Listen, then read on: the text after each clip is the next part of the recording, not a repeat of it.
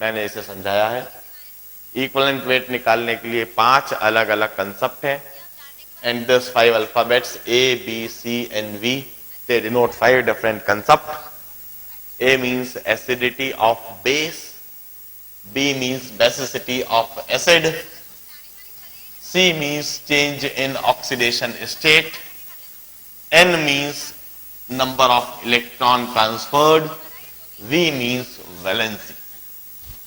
और कोई सा भी रिएजेंट किसी भी रिएक्शन में किस तरह से बिहेव कर रहा है, पहले हम यह देखते हैं।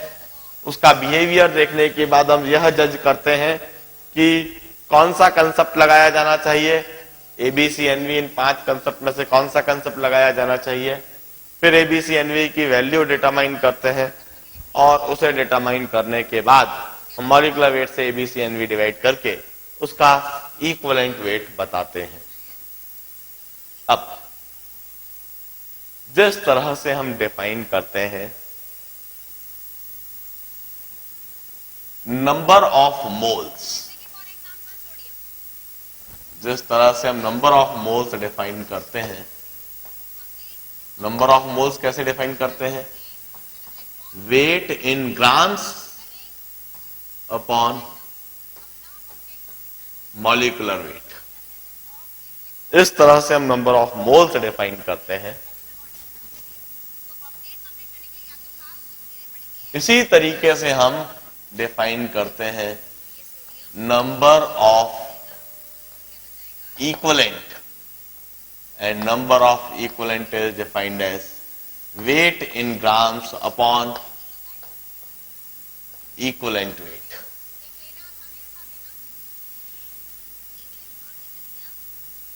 जैसे नंबर ऑफ मोल्स होता है weight in grams upon molecular weight, इसी तरह से नंबर ऑफ इक्विवेलेंट होता है weight in grams upon equivalent wait.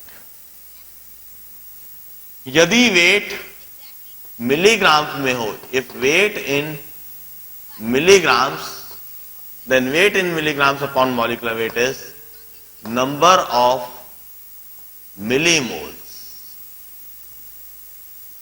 इसी तरीके से यदि इधर वेट इन मिलीग्राम होता है, then weight in milligram upon equivalent weight is number of milli equivalent.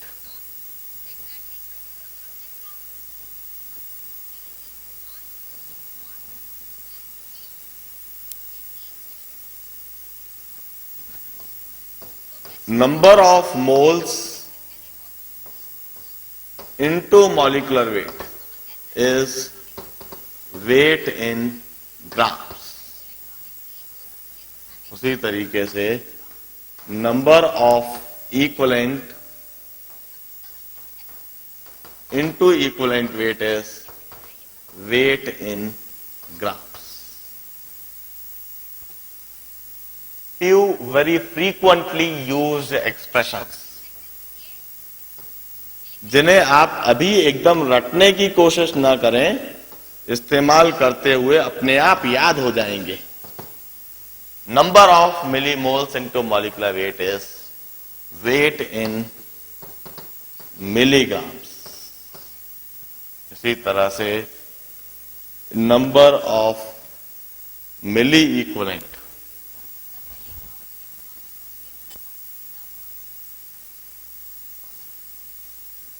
into equivalent weight is weight in milligram. Can always observe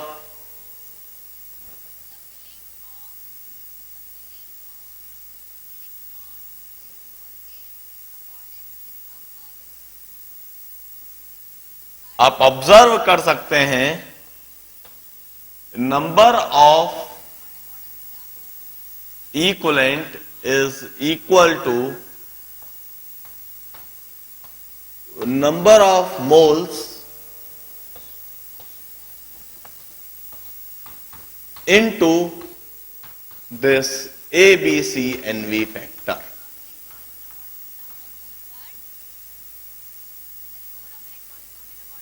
और number of moles is equal to number of equivalent upon this A, B, C and V factor. Number of moles और number of equivalent को divide करके देख लीजिए, wait in grams cancel हो जाएगा और m by E आ जाएगा और m by E की जगह फिर A, B, C and V लिख दीजिए. वेरीफाई दिस रिलेशनशिप, वेरीफाई करके इसे दिमाग में जरा बैठाएं.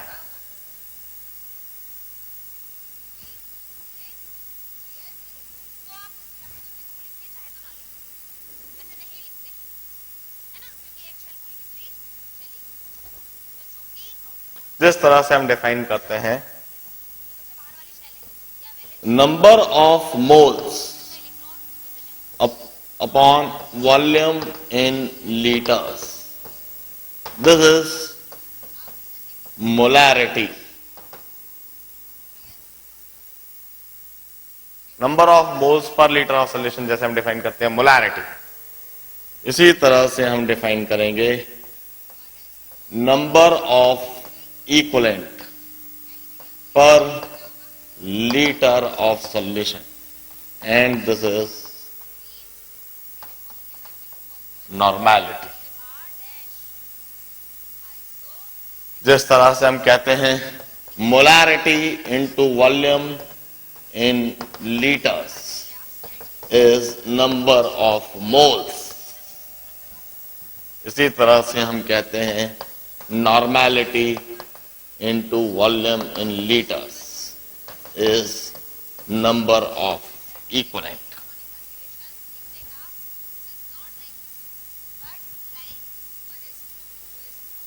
मोलारिटी हमने ऑलरेडी डिफाइन कर रखी है कॉलिगेटिव प्रॉपर्टी सॉल्यूशन चैप्टर में. मोलारिटी काफी अच्छी तरह समझ भी रखी है, number of moles per litre solution. इसी तरह से normality it's another method of expressing concentration. Normality is another method for expressing concentration. It's defined as number of equivalent per liter of solution. जिस तरह से molarity into volume in liters होता है number of moles, इसी तरह से normality into volume in liters होगा number of equivalent. And from this expression you can always verify that normality it's always equal to molarity into A, B, C and V, or molarity it's always equal to normality upon A, B, C and V.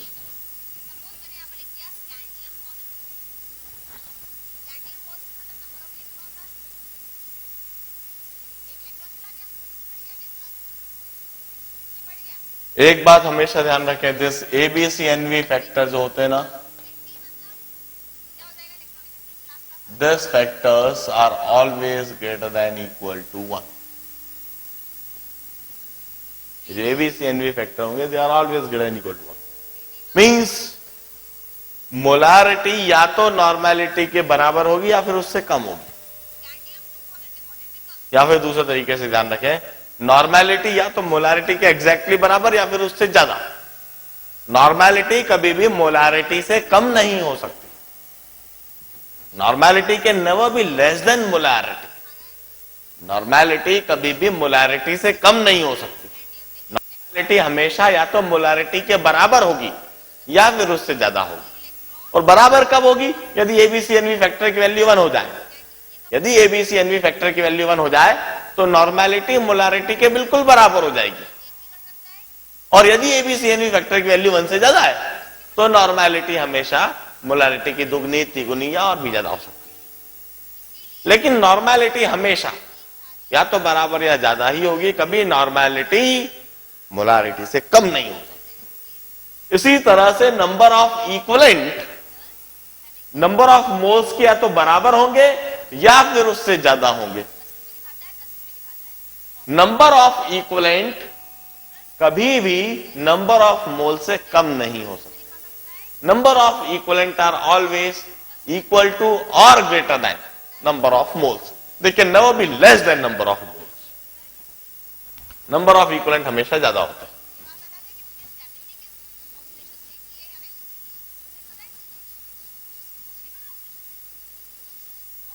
यह चीज भी आप देख लें, molarity को alternatively हम इस तरह से भी लिखते हैं, मिली मोल्स के टर्म्स में भी मिली मोल्स मिली इक्विवेलेंट भी फ्रीक्वेंटली यूज होता है। नंबर ऑफ मिली मोल्स पर ml ऑफ सॉल्यूशन, इसे भी हम मोलारिटी कहते हैं।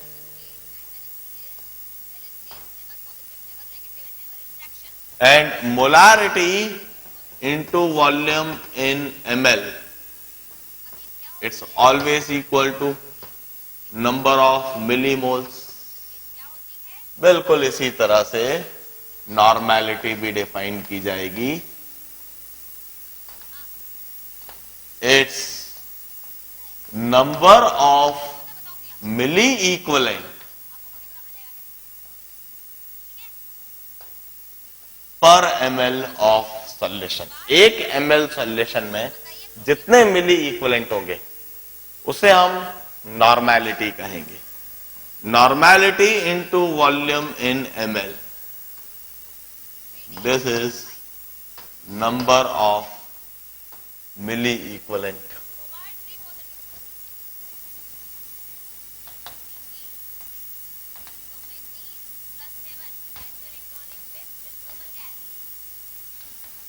Equivalent concept which says that for any reaction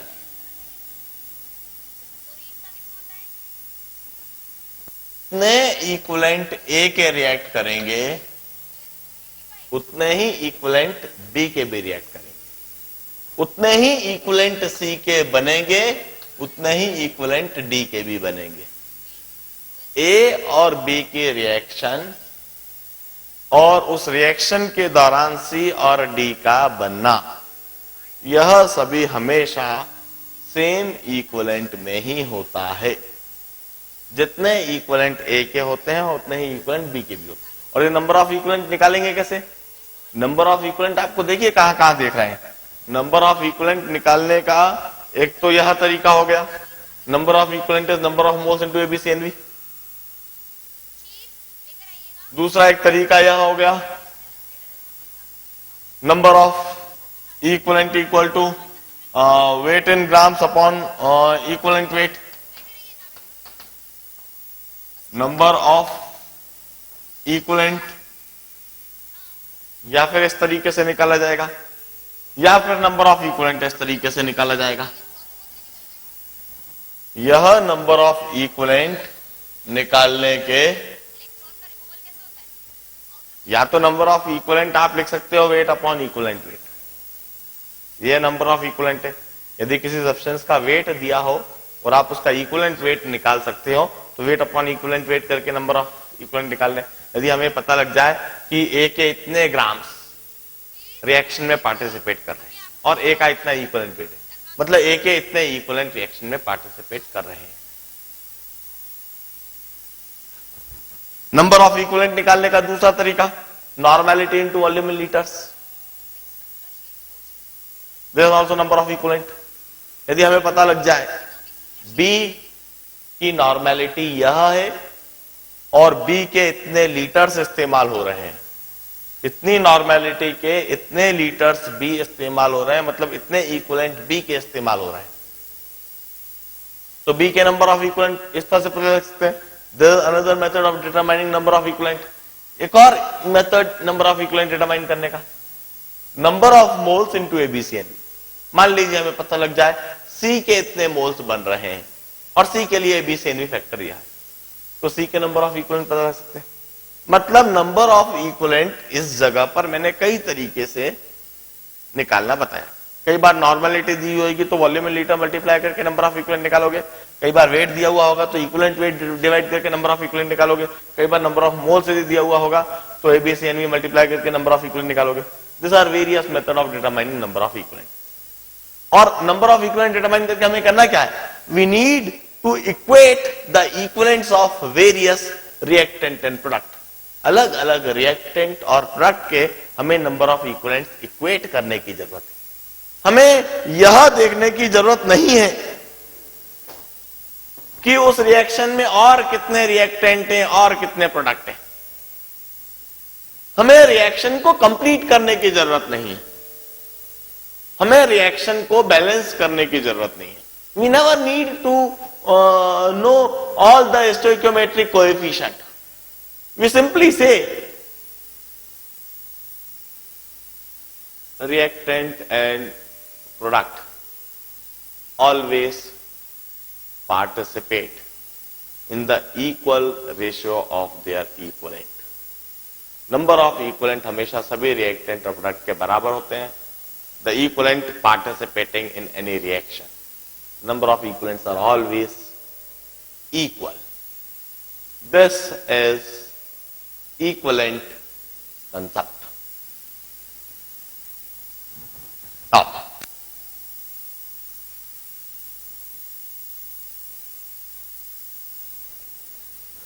देखिए, अभी तक जो भी कुछ मैंने समझाया है इसमें जो रियल चैलेंज होता है किसी भी रिएजेंट के लिए ABCNV फैक्टर डिटरमाइन करना, that only is a challenge. मतलब किसी भी रिएजेंट के लिए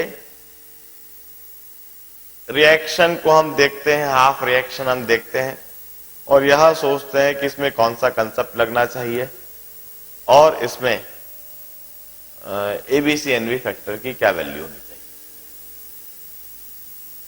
now the next task is, मैं कुछ कॉमन रिएजेंट लेता हूं, उन रिएजेंट के साथ होने वाली कॉमन रिएक्शन लिख रहा हूं। उन कॉमन रिएक्शन को, हाफ रिएक्शन लिखूंगा मैं, उन हाफ रिएक्शन को देखकर आप सबसे पहले यह आइडेंटिफाई करो कि क्या कंसेप्ट होगा। एसिडिटी का कंसेप्ट होगा, बेसिसिटी का कंसेप्ट होगा, चेंज इन ऑक्सीडेशन स्टेट का कंसेप्ट होगा, या नंबर ऑफ इलेक्ट्रॉन ट्रांसफर का कंसेप्ट होगा, या वैलेंसी का कंसेप्ट होगा। और फिर जो भी कुछ ABCNV की वैल्यू है उसको साइड में लिख दो। मैं ढेर सारी हाफ रिएक्शन अभी एक एक करके लिखता जाता हूं और एक एक रिएजेंट के लिए लिखूंगा मैं। जिन रिएजेंट को मैं अंडरलाइन कर रहा हूं उन सभी रिएजेंट के लिए आप मुझे ABCNV फैक्टर की वैल्यू बताएं। जैसे यदि मैं H2SO4 गिविंग यू बायसल्फेट लिखता हूं और H2SO4 को अंडरलाइन करता हूं, तो इसके लिए आप इसके साइड में इस तरह से लिख दीजिए कि H2SO4 बायसल्फेट यदि दे रहा है तो यह H2SO4 एक एसिड के माफिक बिहेव कर रहा है। यह H पॉजिटिव आयन दे रहा है और एक H पॉजिटिव आयन दे रहा है, इसलिए इसकी बेसिसिटी 1। आपने जब भी लिखा इसका मतलब मुझे समझ में आ गया कि आपने बेसिसिटी वाला कंसेप्ट लगाया, इसको एसिड के रूप में देखा और वह 1 लिखा, इसका मतलब आपने वह ABCNV फैक्टर को सही तरीके से आइडेंटिफाई कर लिया है। आप एक बात समझ चुके हैं, इक्विवेलेंट वेट निकालने के लिए ABCNV फैक्टर चाहिए, नंबर ऑफ मोल्स को नंबर ऑफ इक्विवेलेंट में कन्वर्ट करने के लिए ABCNV फैक्टर चाहिए, मोलारिटी को नॉर्मेलिटी में कन्वर्ट करने के लिए ABCNV फैक्टर चाहिए। नॉर्मेलिटी मोलारिटी कुछ भी है, कन्वर्जन करना है तो ABCNV फैक्टर जो है वह बहुत जरूरी होता है। मैं अब ढेर सारे रिएजेंट लिखता हूं, उन रिएजेंट के साथ होने वाली कुछ कॉमन रिएक्शन लिखता हूं, उन सभी कॉमन रिएक्शन के लिए आप ABCNV फैक्टर इस तरह से लिख दें जिन जिनको मैं अंडरलाइन कर रहा हूं। सबसे पहले H2SO4 he, H2SO4 when it is giving you SO2, H2SO4 when it is giving you S8, H2SO4 when it's giving you H2S,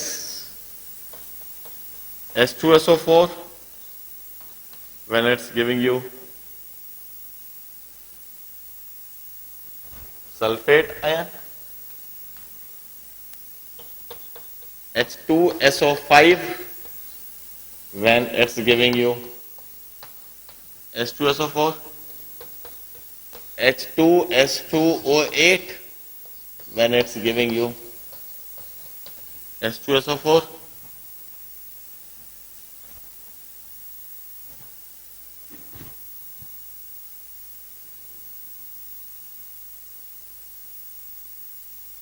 H2SO4 के लिए and then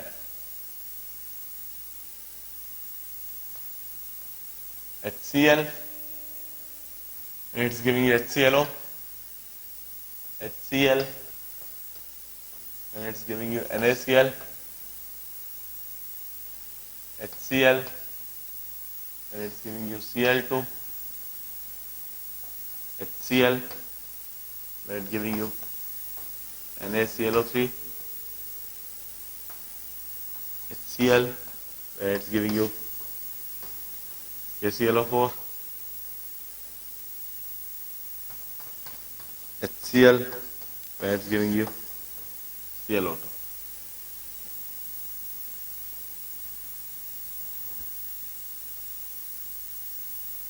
इन सभी रिएजेंट के लिए इसी समय ABCNV फैक्टर इन सभी हाफ रिएक्शन में जिनको मैंने अंडरलाइन करा है उन सभी के लिए लिखो.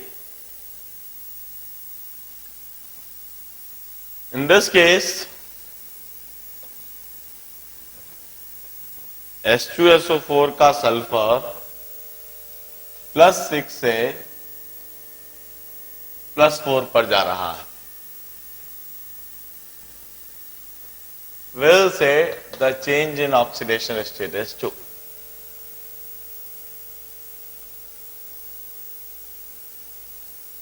While in this case, H2SO4 के सल्फर जो +6 पर है वह 0 पर जा रहा है. The change in oxidation status 6. While here the number of electron transferred is 6 into 8, that is 48.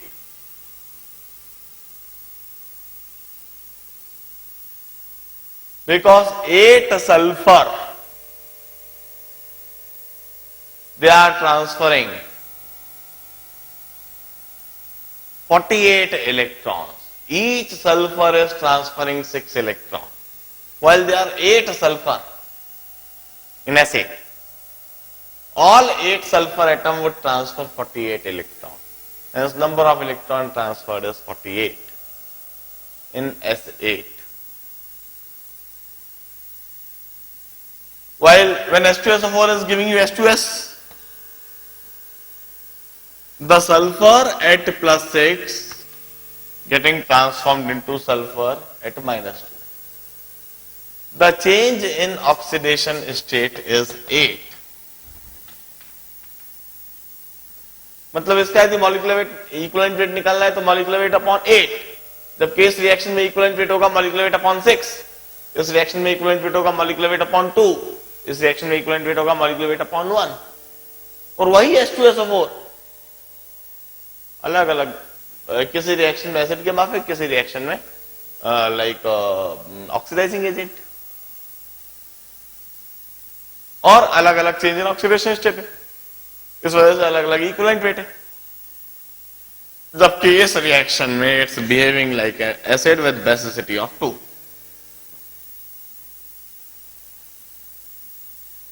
What is H2SO5?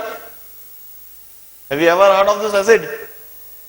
इस एसिड को क्या कहते हैं?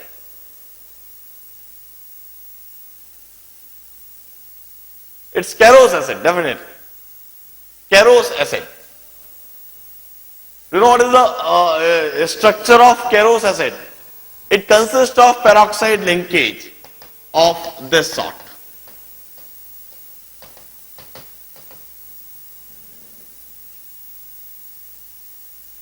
This is H2SO5.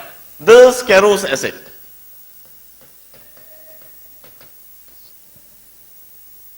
Carolus acid में सल्फर का ऑक्सीडेशन स्टेट क्या होता है?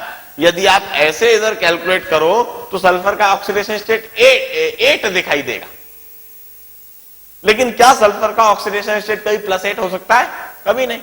सल्फर के पास आउटर मोस्ट में 6 इलेक्ट्रॉन, वो 6 इलेक्ट्रॉन भी देता हुआ आप इमेजिन कर लो तो मैक्सिमम ऑक्सीडेशन स्टेट +6 ही हो सकता है। सल्फर का ऑक्सीडेशन स्टेट इस केस में भी +6 ही है। खास बात यह है कि इस सल्फर का ऑक्सीडेशन स्टेट +6 है, जबकि यह एक पेरोक्सी लिंकेज है। इस पेरोक्सी लिंकेज होने की वजह से इन दोनों ऑक्सीजन का ऑक्सीडेशन स्टेट -1 है। इन दोनों ऑक्सीजन का ऑक्सीडेशन स्टेट -2 नहीं है।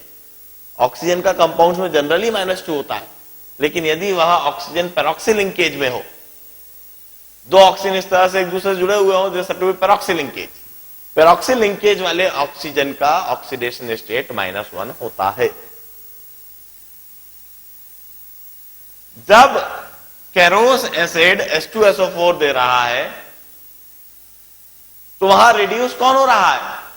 सल्फर रिड्यूस नहीं हो रहा है, पेरोक्सी लिंकेज वाले ऑक्सीजन रिड्यूस हो रहे हैं। जब यह कैरोस एसिड सल्फ्यूरिक एसिड दे रहा है तो वहां सल्फर रिड्यूस नहीं हो रहा है, सल्फर तो +6 का +6 पर ही है, लेकिन ये जो पेरोक्सी लिंकेज वाले ऑक्सीजन है, ये जो -1 पर है, यह दोनों ऑक्सीजन -2 पर जा रहे हैं। कैरोस एसिड H2SO5 जब H2SO4 देगा तो साथ में 2 H पॉजिटिव के साथ में कंबाइन करके एक वाटर मॉलिक्यूल भी देगा, और यह 2 H पॉजिटिव साथ में 2 इलेक्ट्रॉन भी एब्जॉर्ब करेंगे। तो इधर concept change in oxidation state का नहीं कहा जाएगा, इधर जो कंसेप्ट कहा जाएगा वह number of electron transferred to, 2 oxygen मिलकर 2 इलेक्ट्रॉन ट्रांसफर कर रहे हैं। और जो मैं N लिख रहा हूं, मैं C क्यों नहीं लिख रहा हूं, इसकी वजह समझो। वहां किसी एक एटम का ऑक्सीडेशन स्टेट चेंज नहीं हो रहा है। हमें ऐसा लगता है जैसे कि यह सल्फर +8 से +6 पर जा रहा है, लेकिन इस तरह से यह सल्फर का ऑक्सीडेशन स्टेट में चेंज लिखना पूरी तरह से गलत है। कैरोस एसिड जब H2SO4 दे रहा है तो वहां सल्फर रिड्यूस नहीं हो रहा, वहां रिड्यूस होने वाला स्पेशीज पेरोक्सी लिंकेज वाले 2 ऑक्सीजन है। कैरोस एसिड का स्ट्रक्चर देखो, पेरोक्सी लिंकेज को देखो, यह हाइड्रोजन +1 पर ऑक्सीजन -2, यह ऑक्सीजन -2, यह ऑक्सीजन -2, यह हाइड्रोजन +1, यह सब कुछ जो यूजुअल नॉर्मल होते हैं वैसे ही है, लेकिन यह दोनों जो ऑक्सीजन है यह नॉर्मल यूजुअल ऑक्सीजन नहीं है। इनफैक्ट ये पेरोक्सी लिंकेज वाले ऑक्सीजन है, जिन्हें हम पेरोक्सी कहते हैं, जिनकी ऑक्सीडेशन स्टेट -1 है। और यह कैरोस एसिड, और ये दोनों ऑक्सीजन इस तरह से रिड्यूस होते हैं। देखिए यह कैरोस एसिड के रिडक्शन की रिएक्शन दे रखी है। Carolus acid gives you H2SO4, यह जो एक एडिशनल ऑक्सीजन है 2 H पॉजिटिव को एब्जॉर्ब करके वाटर मॉलिक्यूल देता है, और यह 2 H पॉजिटिव के साथ में 2 इलेक्ट्रॉन भी आते हैं। 2 इलेक्ट्रॉन एब्जॉर्ब हो रहा है, मतलब कैरोस एसिड रिड्यूस हो रहा है, मतलब सामने वाले किसी को ऑक्सीडाइज कर रहा है, और 2 इलेक्ट्रॉन ट्रांसफर हो रहा है।